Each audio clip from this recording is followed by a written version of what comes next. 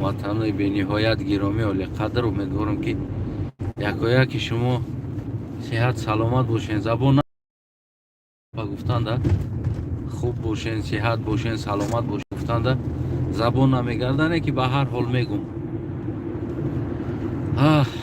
وقت از دراز نمیگیرم، کوتاه‌ترین صحبت میشه و این صحبتی ما فکر کنم یک برادر در پرسان کرده است از من که برادر از تنه بسیار وعده های خوب، سخن هم سخن های خوب واقعا خیلی گوش میکنم. به نهایت بگیم که یک امید در زندگی آینده پیدا میشه که شاید وطن ما همین خیلی میشیده باشه همین خیلی جوان مردی که یعنی همین خیلی وطن بگیم که قپه. البته که هست جوان مرد زیاد است، از اون جمله خودی شما خودی دیگر رو همه شما هم جوان مردی هستین سوزین. تنها فقط دانستن در کار از این دنیا هیچی بردن نمیتونید، زندگیت بیفایده هست و کوشش که تا که بسازی وطن، یعنی بمون چیزی بخر میخوردگی تا چند قجلوتکت میبردوره همون قبخه ایشالله که آینده ساز میشوه.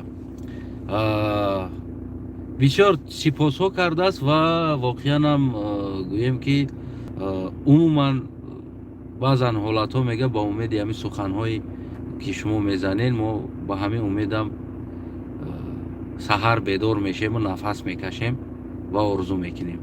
بعد از اون سوال آخرش این بود که یعنی که برادر از تنیف از کجا شما یعنی کم دقیقه جمع میکنین در باره دولتداری و کار کردن گفته سوال داده است.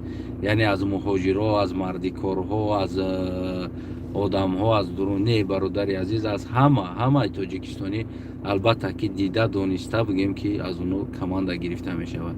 اساس کمانده را ما درون زندان میگیرم برای اینکه هر یک وطن ساز، وطن دوست، وطن پرور زندان کردگی هستند.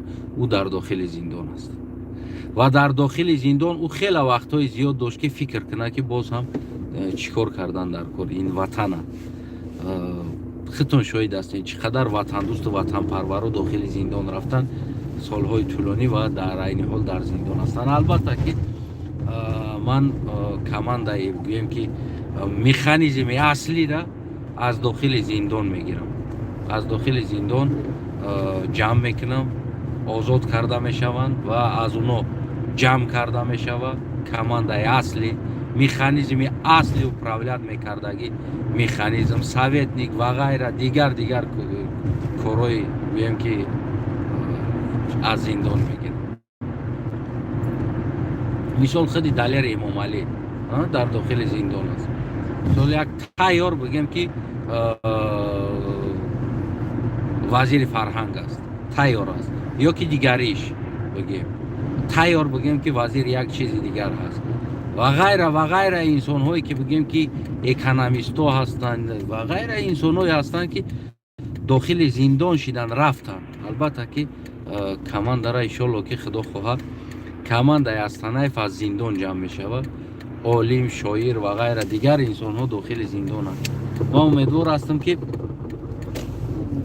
اونا اگر آزاد شوند و اونا دست به کار شوند، آستین برزنن، گویم که تاجیکستان گلگل شکوفان می شود. و زندان گویم هم فکر میکنن نام زندان بد است. نه، البته اشتباه است، نباید نام زندان بد شود. زندان گوناگون است. زندان انسانی که جنایت میکنه میرود، زندان انسانی را که تهمت میکنن میبرن. یعنی دو تا گویم که فرقی کلان دارد. برای همون ایشالله که خداوند با او روز رسانه مردم ما را و ما و شما را. البته کمانده اصلی مکانیزم خادم خلق یعنی خادمان خلق اصلیش در زندان است، از زندان جمع می شود. البته که از بیرون بدگی هم گویم که جمع می شود، از بیرون بدگی هم سر کار می گیریم. خیلی نه که بگیم که هم از زندان است، نه، اساسا انسان هایی که خصوصا برای وطن ساختن زندان شدن از همین انسان ها گویم که جمع می شود برای آینده کمانده و گوناگون کارها ده. البته تمامی مردمی جا با 10 کسی با 20 کسی کار بود نمی شود، نه که با شما همه کسی بگیم می سوزن. اما اصلی بگیم که امو چیزی لازمی، مکانیزمی لازمی ватандӯсто ино дар зиндон ҳастанд. албатта аз ино бигем ки команда ташкил мешавад барои сохтани оянда. хонатон обод боша. умедворам ки ҳам ба ӯ бародар ҷавоб шид ва ҳам ба шумо ҳам маълум шид ки оянда яъне чӣ корҳо мекунем, яъне чиҳо мешавад. барои чӣ мегӯянд ки Астанаев команда ҳаст. команда дар зиндон аст. меброянд аз зиндон остинро боло мекунанд ку шидгор мекунанд. гуфти ҳамун гапо экономикара мебардоранш ки дигар ин қавқа инсон ҳавас мехӯра. ҳавас. саломат бошед. бо фикр назартона зер коммент банависед.